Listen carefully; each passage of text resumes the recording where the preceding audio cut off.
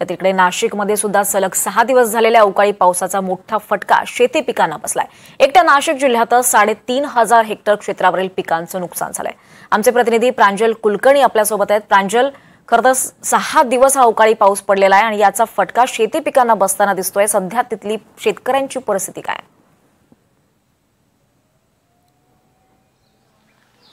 दीपाली, 6 दिवस झालेत अवकाळी पावसाचा तडाखा हा मोठ्या प्रमाणावर बसतोय।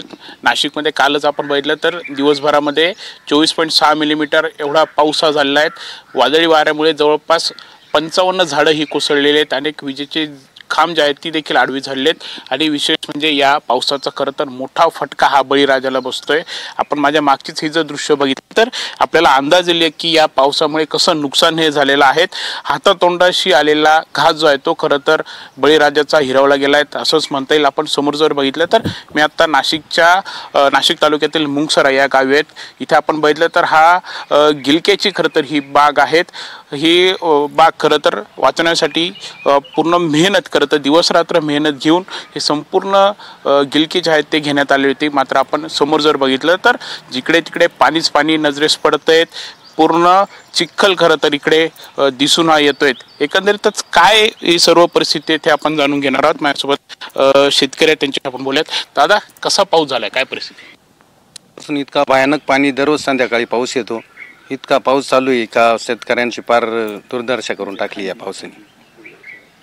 आता गिलके काय कधी तुम्ही लावले ते साधारणतः किती खर्च यायला आलेत आणि आता काय भाव मिळेल त्याला? गिलके आता इतके खराब होऊन गेले, काहीच नाही राहिले त्याच्यात आणि आता चालू झाले होते। त्याला खर्च तर 4 लाख रुपये झालेला आहे आमचा खर्च, तो वसूल होणार नाही आमचा आता। बरं दादा, तुम्ही काय लावलेलं, काय परिस्थिती? आम्ही कांदे लावलेले, ढोबळी मिरची लावलेली आहे।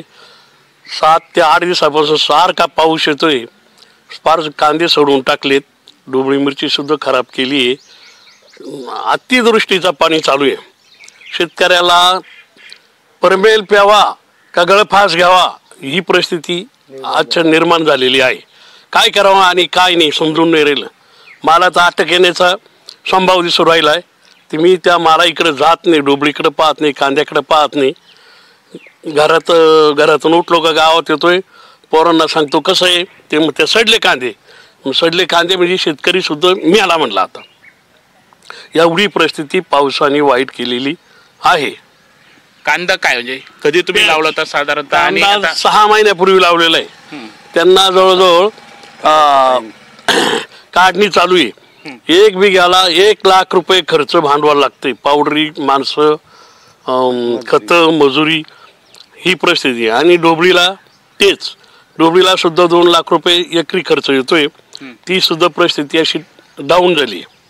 आता काय सगळं नुकसान तर झालंय, आता काय सरकारकडे मागणी तुमची?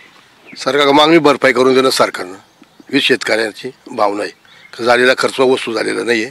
कांदे, काकडी सरकारनं मदत करा। पंचनामे काय होत आहेत का, काय सांग? पंचनामे नाही होत नाही। पंचनामे करायला पाहिजे, पंचनामा करायला पाहिजे। सरकारने पंचनामे केले पाहिजे। आता इतकी नुकसानी का सरकारने प्रत्येक ठिकाणचे पंचनामे झालेच पाहिजे, ही आमची मागणी आहे।